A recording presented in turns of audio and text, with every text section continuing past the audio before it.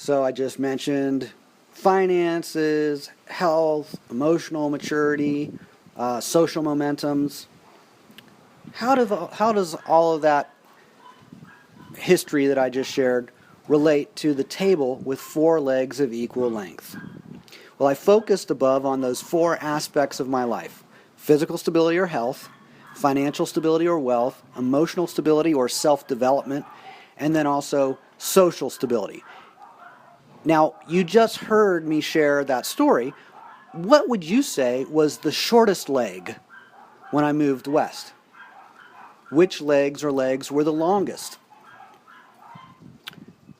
As the shortest leg, I would pick emotions and emotional instability or stability, immaturity or maturity, imbalance or balance. Emotions. It wasn't even on my radar. I wasn't even talking about it, at least not that I recall. I was moving out west with an interest in health and new social connections, a better social life. There was a variety of things that I'm sure that I said to people as I left, once I arrived. I doubt that I said to anybody, I'm moving west for my sanity or for my emotional health or my emotional stability. I made reference to my overall fitness and general health. But emotions was kind of this missing focus, or it was a focus that wasn't prominent in my life. I had studied spirituality, and I think spirituality and emotions overlap a great deal, but my studies of emotion and my emotional development at that point when I moved west was what I'm going to call the shortest leg. If we're using that table or four-pillar analogy, the shortest pillar or the shortest leg would have been emotional stability. So I'm pleased to report that there has been some massive progress in that realm in the last decade or so. It's been more like 15 years, 16, I guess. So along with some great progress in improving my health and all the experiments I did, and improving neuroendocrine health in particular,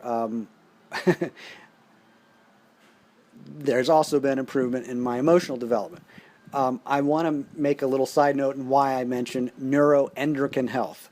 Well, if emotions are related to stress and distress and fear and terror and horror and shock and rage and blame and contempt and worry and sadness and grief, well, all of those are basically emotional categories that I just listed. They're also things that are effects of neuroendocrine processes. So endocrine means hormones. So cortisol, adrenaline, all the other hormones. When those hormones are really high or really low, serotonin, endorphin, those are the kind of hormones that people associate with happiness and joy and contentment and even bliss, ecstasy, even like kind of being spaced out, not necessarily functional bliss, but nevertheless, neurology and the endocrine system and hormones are part of the process, or even the entirety of the process, that produces what we call emotional states. So the emotions are actually effects. So I want to acknowledge the fact that as I developed health and as my health improved, it kind of set the foundation for me to have breakthroughs in emotional development. I just said it kind of set the foundation. It did set the foundation. So for me to explore improving my health set a foundation for me to improve my emotional health, my emotional maturity, whatever you want to call that. In addition to the emotions improving and the health improving, my financial stability is also much improved. My health is perhaps not as good as it was in my 20s when I moved to the West, but a lot of years have passed, and just because my health isn't as good in certain obvious ways as it was in my late 20s, well, my health is for sure much improved relative to what it was when I bottomed out. I'm really pleased with the trend and the results that I have produced through focusing on health over the years. And I've definitely done different things. Some of my experiments I did for a month or a year or whatever and discontinued. That was part of my process. I also learned a lot of things from other people, including other people's successes and other people's failures. I guess most importantly, other people's successes, but nevertheless, I learned from other people. So as for my social stability or that other realm of social connections and so on, well, that's actually the issue that has led me to create this presentation and share it. I am focusing on developing a stronger social network, a social network that I value more, that is more healthy. And that could include reconnecting with at least some of my old connections that I've neglected or sacrificed. Now that I have a foundation of emotional maturity and emotional development that was not present at other points in my life, now I'm more I could even say more neutral about things that have previously been repulsive. So social connections that I did not want to encourage or explore further, I'm now perhaps neutral about. Or even, in some cases, modestly or conservatively optimistic. Ooh. So in cultivating a healthy social life, I'm very clear on the importance of all of the legs of the table. So with regard to other people that I interact with, I'm interested in interacting with people who kind of are respectful of this metaphor of a table and have some pretty good things going in regard to their own table legs. A fair amount of functionality and even balance within these different realms of their life.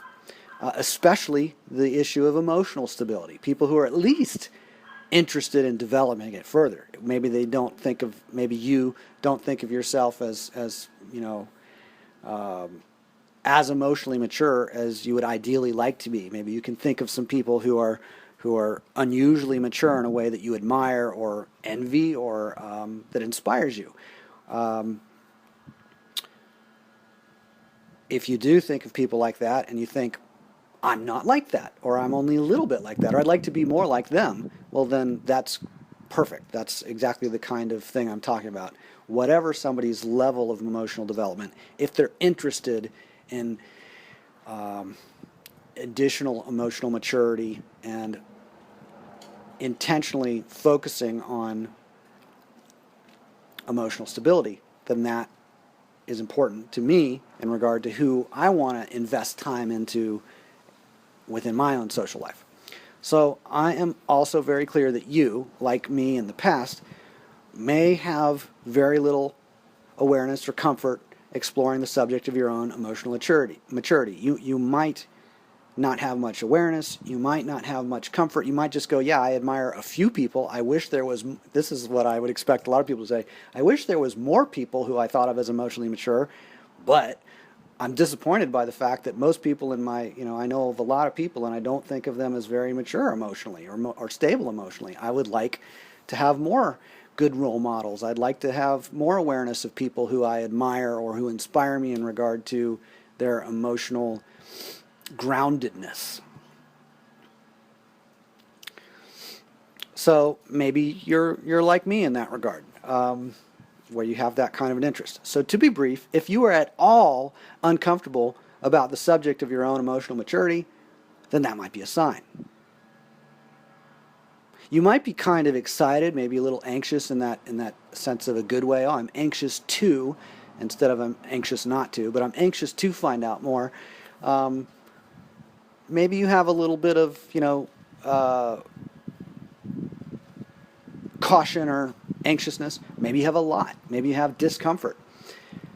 Whatever your response is to even just hearing the sound of my voice right now, raising the subject of emotional maturity, whatever your response is to that subject, that's a sign. Whatever your response is, that's a sign. There are different responses that are different signs or different signals. So I will let you guess what the signal of discomfort would indicate in regard to the extent of your current emotional maturity.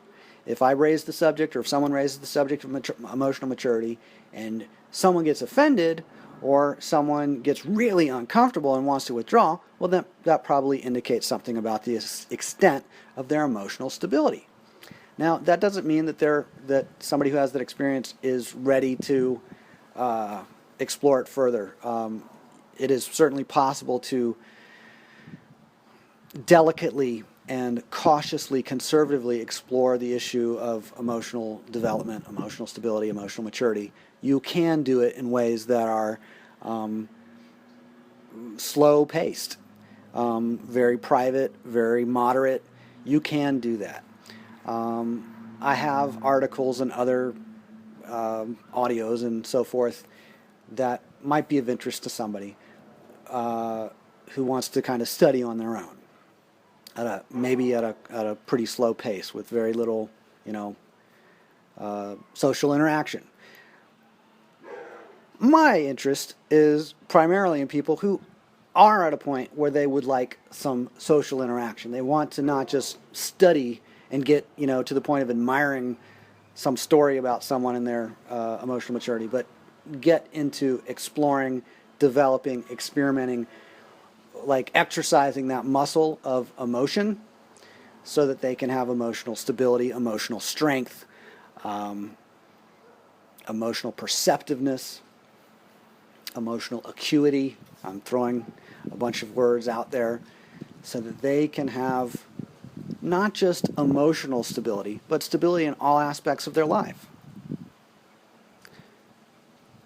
So if you're interested in a healthy social life, grounded in connections to people who are intentionally developing their own emotional maturity and developing their overall well-being, including as it relates to financial stability and health in general, well, if that sounds like you, if you're interested in these 4 pillars or these 4 table legs, healthy social life, emotional stability, financial stability, health, then I request that you identify your interest to me.